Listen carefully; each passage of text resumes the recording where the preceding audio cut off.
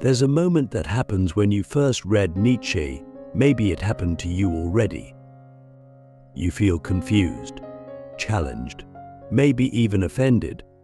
You don't know if he's being serious, sarcastic, prophetic, or completely insane. And that's exactly the point. Friedrich Nietzsche's writing isn't meant to be clear.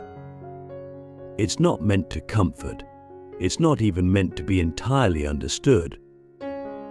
It's meant to break you mentally, spiritually, existentially, so that something newer, stronger, and more alive can emerge from the ruins. This is what I mean when I say Nietzsche's mindset is unreadable. It doesn't follow the rules. It doesn't offer easy answers. It doesn't care about your approval. It forces you to wrestle with yourself. And that's what makes it powerful.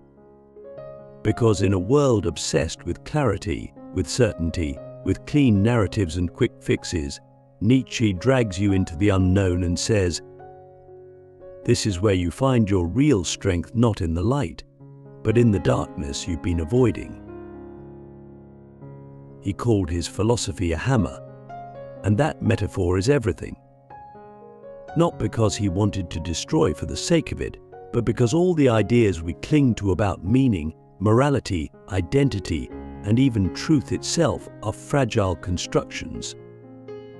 They were inherited, not chosen. They were handed to us by culture, religion, tradition, fear. And Nietzsche's hammer, it smashes those illusions wide open. But not to leave you empty, to make room for something earned, something created, something new. That's why Nietzsche is not a philosopher of comfort, he's a philosopher of becoming. And if you can learn to think like him, not to copy his thoughts, but to embody his way of questioning, his mindset of relentless self-inquiry, you gain a kind of power that can't be shaken. You become someone who doesn't need validation, who doesn't fear contradiction, who doesn't cling to certainty to feel safe. You become free. Click subscribe to this channel to get more profound insights. So let's look at why this unreadable mindset is so transformational. First, Nietzsche doesn't give you a system. He gives you a mirror, and what you see in it depends on your willingness to confront the parts of yourself you've ignored. He doesn't say, here's the meaning of life. He says, why do you need one? He doesn't say, here's the right way to live. He asks, what if right and wrong were invented to control you? This is radical.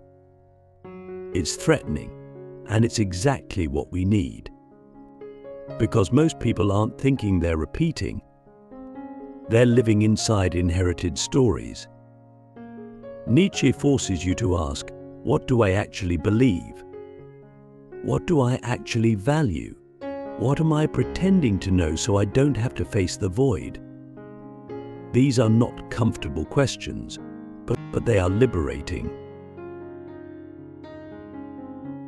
Let's pause here and ask something huge. What if everything you thought was true was just a defense mechanism?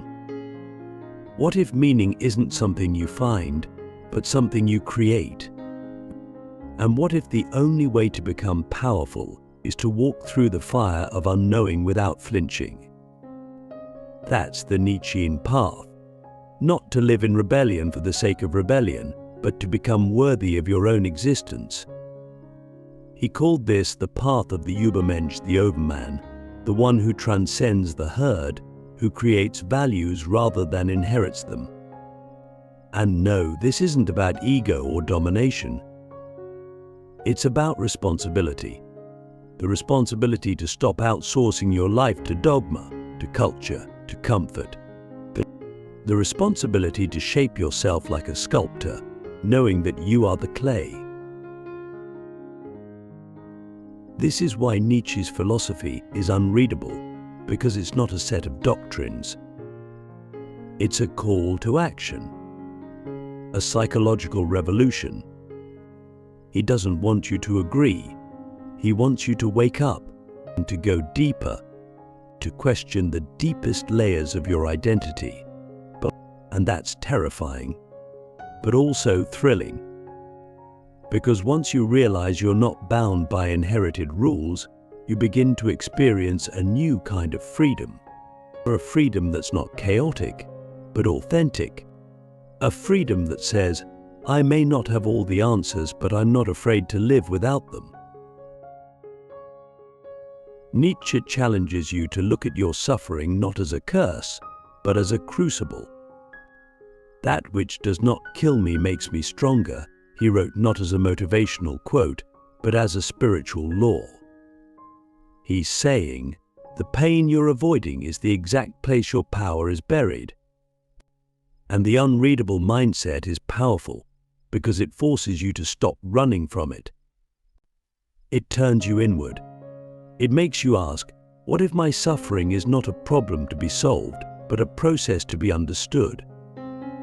What if it's shaping me into something I can't yet imagine? This is more than philosophy. This is existential alchemy. You take the raw material of confusion, fear, doubt, and transmute it into insight, strength, clarity. Not by bypassing it, but by entering it fully. Nietzsche called this amor fati, the love of fate.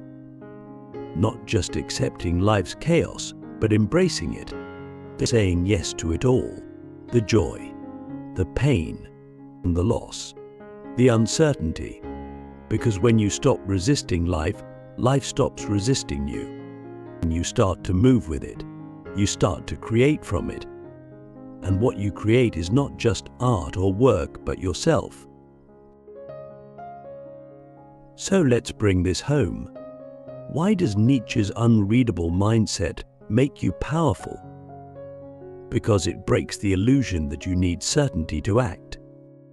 It frees you from the prison of needing to be right. It gives you permission to exist as a question, not an answer. And in that space, you become alive in a way most people never touch. You stop chasing meaning and start embodying it.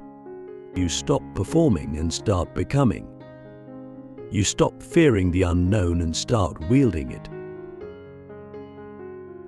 But don't mistake this for easy. The Nietzschean path is not for the faint of heart. It is a path of solitude, of misinterpretation, of standing alone in the storm of your own transformation. But what you gain is priceless. You become someone who can walk through fire without losing their soul. Someone who can stand in the ruins and build something new. Someone who doesn't need to be understood to be at peace. Because you've understood yourself. So now I ask you, are you ready to stop playing by rules you didn't write? Are you ready to stop seeking clarity and start seeking truth, even if that truth is wild, dark, and full of contradiction? Are you ready to become the author of your own mind? If so, then you understand what Nietzsche was really doing. He wasn't writing philosophy. He was planting dynamite in your assumptions and daring you to light the fuse. When Nietzsche said you must become who you are, he wasn't offering a motivational slogan. He was issuing a challenge, a summons to battle. Because becoming who you are isn't about self-expression. It's about self-confrontation. It's about looking in the mirror and realizing that most of what you call you is just a collection of borrowed ideas, inherited beliefs, and unconscious reactions. And then, with fire in your eyes, deciding to burn all that down. That's the fire of becoming.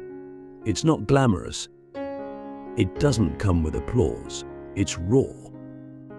It's violent in the best way. It's the destruction of your false self so that something real, something unshakable, can finally emerge. And this is where Nietzsche's unreadable mindset becomes not just powerful but necessary. Because life, if you're really living it, will break you. And Nietzsche's chaos doesn't just prepare you for that, it transforms it into your fuel. What Nietzsche understood, perhaps more than any other philosopher, is that truth isn't a destination. It's a constant becoming, and becoming is brutal. It means evolution. It means death and rebirth again and again and again. Most people don't want that. They want comfort. They want to be told who they are, what to think, how to behave. But Nietzsche spits in the face of that comfort. He looks you dead in the eyes and asks, are you willing to suffer for your freedom? Are you willing to risk everything for the chance to become authentic? Because if not, you'll spend your life sleepwalking, numb, obedient, hollow.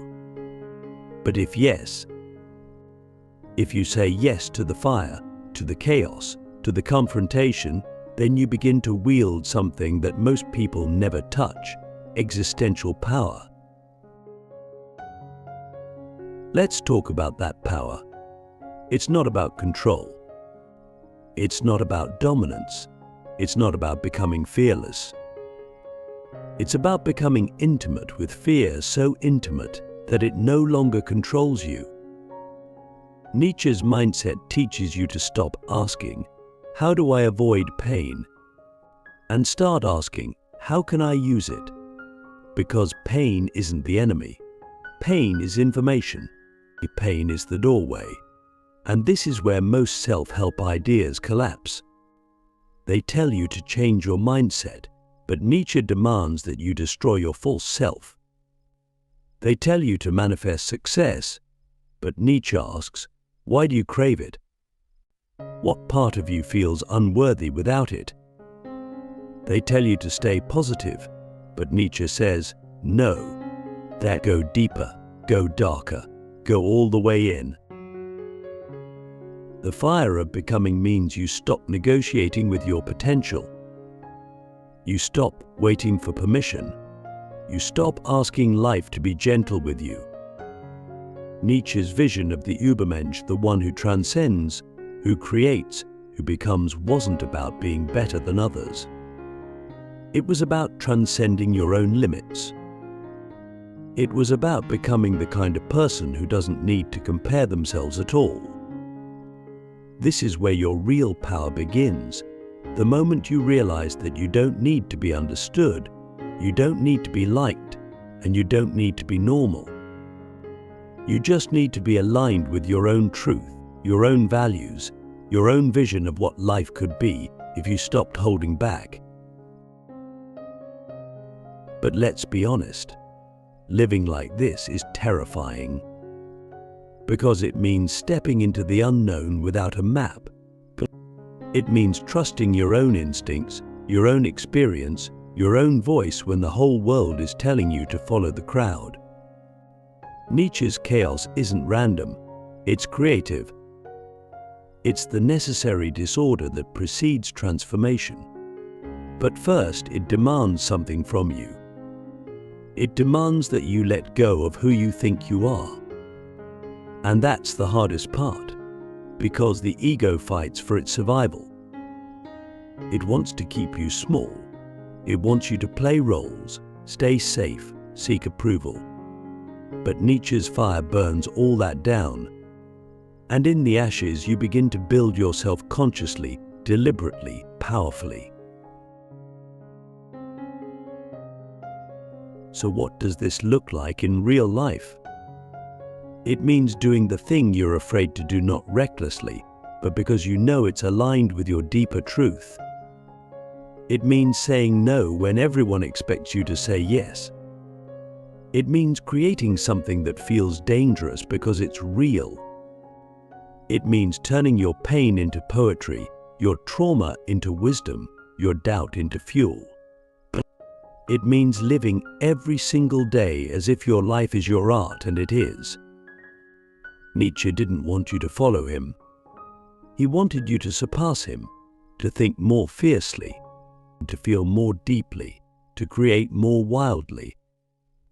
And that's why his mindset is unreadable, because it's not a script. It's a spark. It lights a fire inside you, and what you do with that fire is entirely up to you. Here's a question most people are too scared to ask themselves. If I stopped pretending, what would I become? If I stopped performing, what would I create? If I stopped judging myself through the lens of others, who would I finally be free to be? These are Nietzsche's questions. They don't come with answers. They force you to become the answer. That's the fire. That's the power.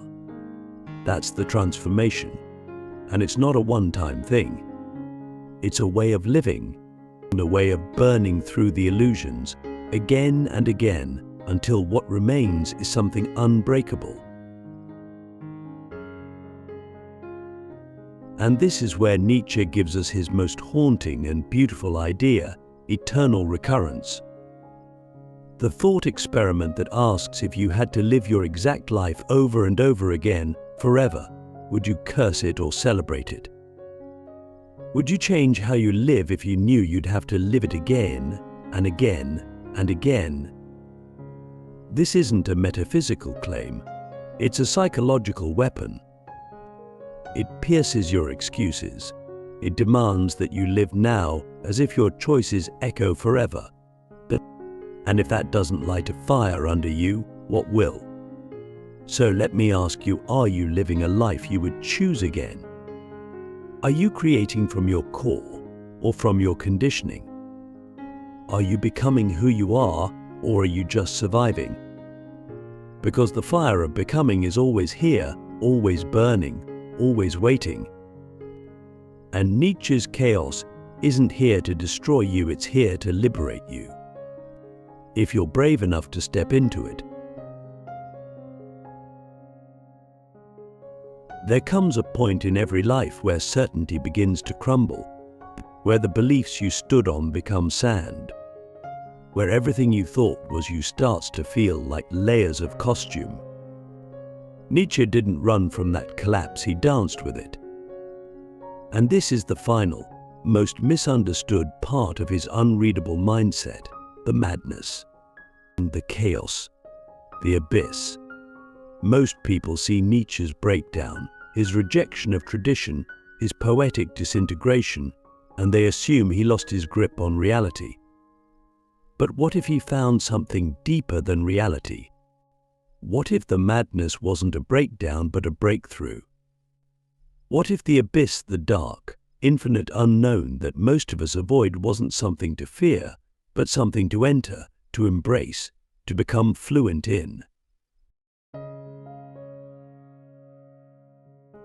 Nietzsche once said, when you gaze long into an abyss, the abyss also gazes into you. This isn't a warning, it's a revelation. The abyss is not outside of you. It is you, your unconscious, your unexplored depths, your unspoken fears, your unlived potential. Most people live on the surface because it's safer. They build identities out of what they know, what they're praised for, what's acceptable. But Nietzsche, he wanted you to plunge, to fall freely into the unknown parts of your psyche, to strip away every illusion, every dogma, every comfort, every lie you told yourself just to get through the day. Because only in that free fall do you begin to see what you're really made of. And this is where Nietzsche's mindset becomes truly unreadable to the average person. Because we're conditioned to avoid confusion. We want answers. We want frameworks. We want someone to tell us what's right, what's true, what to do. Nietzsche offers none of that. He offers contradiction. He offers paradox. He offers madness. But that madness, that beautifully wild, uncontainable energy, is the key to freedom. Because once you learn to dance with uncertainty instead of fighting it, you become unstoppable. You stop waiting for life to make sense. You start creating your own rhythm. You start writing your own meanings. You start living. So, let me ask you, what is your relationship with the unknown? Do you fear it? Do you avoid it? Or do you feel it calling you deeper? What would happen if you stopped trying to control life and started trusting the mystery? That's what Nietzsche did. He let go of the need for fixed answers and stepped into the raw, burning unpredictability of existence. And in doing so, he unlocked a kind of freedom that can't be replicated. A freedom that comes not from having power over life, but from aligning with life's chaos, riding it like a wave instead of drowning in it. This is what he meant by the will to power, not domination, not ego, but the inner drive to overcome, to transcend, to create meaning where there was none, in a universe that offers no inherent morality, no ultimate purpose, no divine blueprint. What do? Most people collapse. Nietzsche rose. He said, "Then I will become meaning. I will forge values in the fire of my own becoming. I will affirm life not because it's easy or fair, but because it's mine." That is the ultimate act of power, to say yes to life, fully, wildly, even in the face of its darkness. And this is where the madness becomes your ally. Because when you no longer fear being misunderstood, when you no longer need to be logical all the time, when you allow yourself to feel the full spectrum of being, then your creativity explodes. Your presence sharpens. Your vision expands. You begin to see the absurdity of life not as a curse, but as a canvas. And you paint with fire. You speak with thunder. You live with a kind of boldness that makes ordinary people uncomfortable because you're not playing the game anymore. You've stepped outside the rules. You've realized there are no rules. Nietzsche's madness was not chaos for chaos's sake. It was the only sane response to an insane world, a world that punishes authenticity, a world that exiles the dreamers, the disruptors, the ones who refuse to bow to mediocrity. And so he became the madman, the prophet, the poet of becoming. He lost his mind in the eyes of the world, but what if what he lost was the false mind?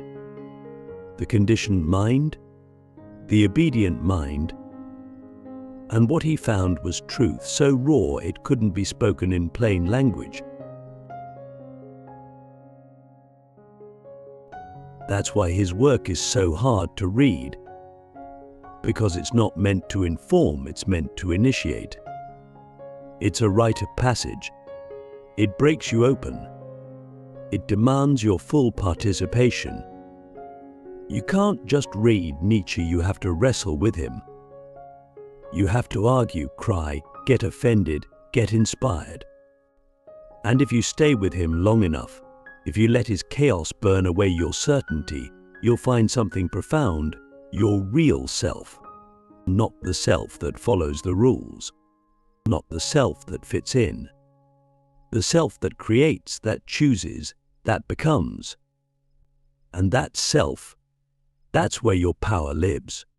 Because it's not dependent on outside approval. It's not based on ideology. It's not fragile. But it's forged in the abyss. It's shaped by the fire. It's you unfiltered, unafraid, unreadable. Just like Nietzsche. So here's the final question, maybe the most important one of all. Are you willing to go mad to become free? Are you willing to let go of everything you think you are, everything you think you know, in order to become something greater?